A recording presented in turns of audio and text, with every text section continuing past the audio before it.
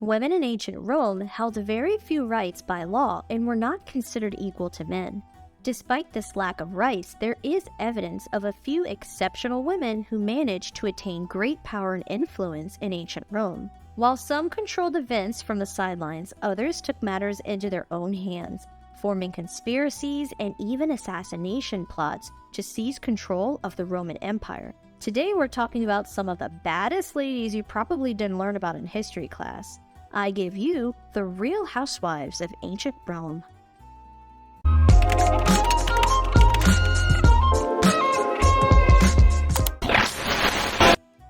Hi, hello, welcome back to Browser History, which is a culmination of the random stuff I Google, usually pertaining to the history behind trendy and sometimes controversial topics. As someone whose childhood dream was to be an archaeologist, I'm sure you can imagine how much I love Roman history. I actually fulfilled a bucket list item a few years ago when I went on vacation to Italy. And there I learned about all the crazy emperors. Some of them were literally crazy. But one thing I didn't learn much about while I was there was their wives. Rich women in ancient Rome were wild. Specifically the wives of the most popular emperors and high-ranking officials as well. The typical Roman woman was often seen as property within her family, and her job was reminiscent of most females of that time: find a husband and make some babies. Real quickly, let me throw in a disclaimer. Romans were nuts, okay? They were nuts. By nuts, I mean murder, mayhem, essay, incest, etc. So click off this video if you can't handle those kind of topics.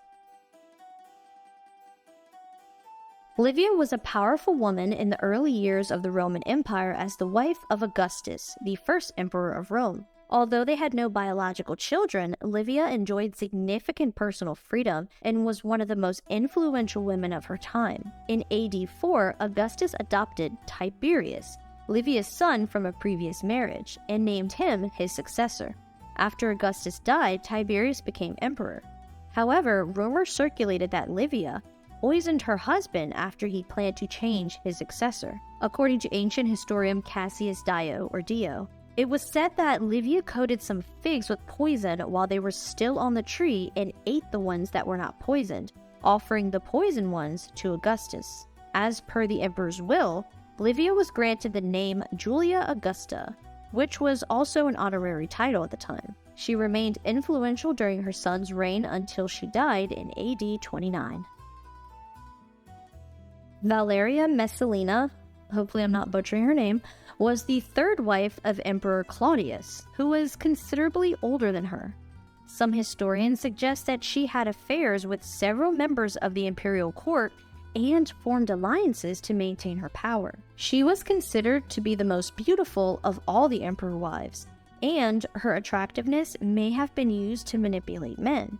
Messalina gathered a group of influential men in the imperial court and used their support to eliminate her rivals and secure her position of power in Rome. She even went so far as to remove potential contenders to the imperial throne, starting with Pompeius Magnus, the husband of Claudius's daughter Antonia, whom she had killed. In AD 48, Messalina secretly married her lover Gaius Silius, a powerful aristocrat and consul, while Claudius was away from Rome. According to the historian Tacitus, the couple plotted to overthrow the emperor and rule together. When Claudius found out about their plan, he had them both executed. Agrippina was closely related to many famous emperors of ancient Rome throughout her life, serving as wife, niece, mother, and sister to some of them. In AD 39, her own brother, Emperor Caligula, exiled her from Rome for plotting against him. But she returned to the city after he was assassinated in 41 AD. Later on, Agrippina married her uncle Emperor Claudius, and she had a significant impact on his reign. Despite breaking societal expectations for women, Agrippina became deeply involved in the administration of the empire and wielded a great deal of control over her husband. However, she ultimately had Claudius poisoned in AD 54.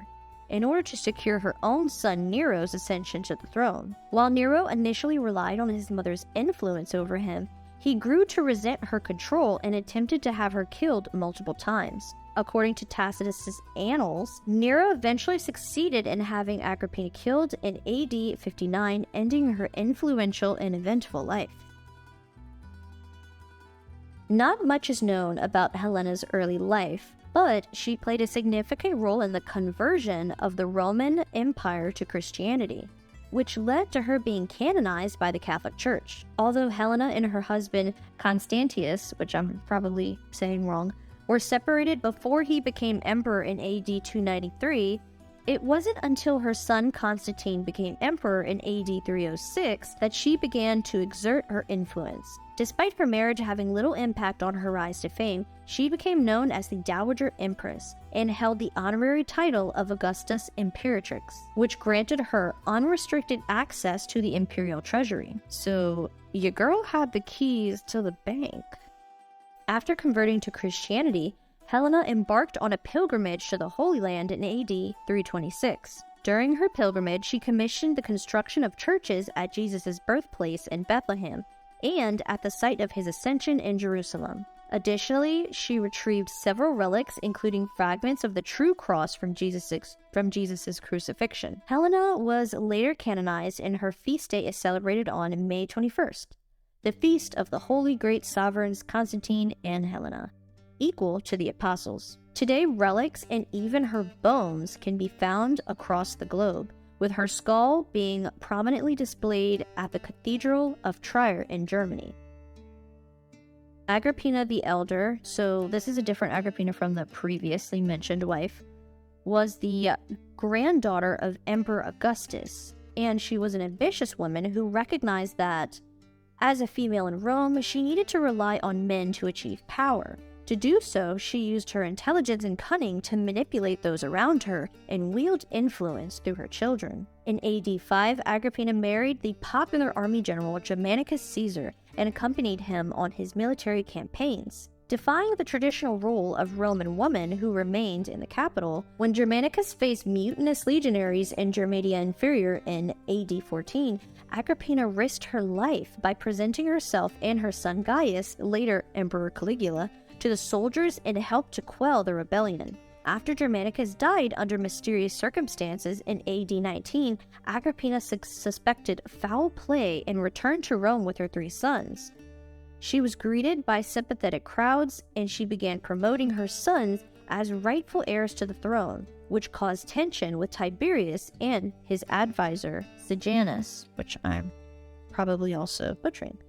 Accused of plotting against the emperor, Agrippina was arrested, exiled, and eventually died in AD 33 before her younger son Caligula became emperor.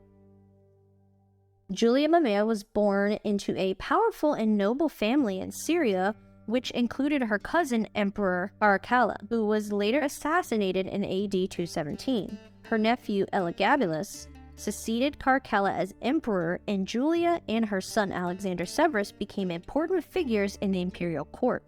Despite being a woman and not permitted to rule, Julia used her influence to support her son's ascension to the throne and maintain close ties with the Praetorian Guard, who served as the emperor's bodyguard. After Elagabalus was assassinated in AD 222, the Praetorian Guard backed Alexander Severus as his successor due to the political support that Julia had provided to them. As a result, Julia became Augusta, the highest rank for a woman in the empire, and was heavily involved in the governance of the empire. However, her dominance in imperial policy caused Alexander to be seen as weak and ineffective, earning him the label of a mama's boy. Julia Mamaea and her son were assassinated in AD 235 by the army during a campaign in Germania. The military was dissatisfied with Alexander's lack of leadership and saw Julia's influence as the root cause of the empire's problems.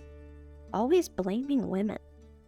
Despite her initial success in securing her son's ascension to the throne, Julia's excessive involvement in imperial affairs ultimately led to her downfall. So that's all I have for these wild gals. As you can tell, ancient Romans loved to assassinate their leaders. Fun fact, 20% of Rome's emperors were assassinated. 62% suffered violent deaths in general.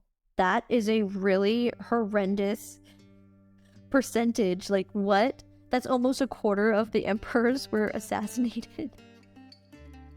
Thanks for watching The Real Housewives of Ancient Rome. I think they should make a Netflix series about these unhinged chicks. They were so savage. Except that saintly one, she was like the only chill one. I find it really creepy and gross that her skull is all displayed at a church though. Why does a Catholic church think that shit's cute? Like, that's nasty. To me, it's disrespectful when they keep the bones of the saints and display them. I don't know. I think it's gross. I hope she haunts them. And I was raised Catholic, so like I know how this stuff works. I still think it's gross though.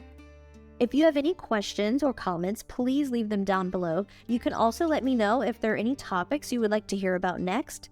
For my lady watchers, don't assassinate your husbands. I know it's tempting, but you're not a Roman Empress or Augustus, so you'll go to a smelly prison for the rest of your life. It's not worth it. I hope you all have a blessed and abundant day. Bye!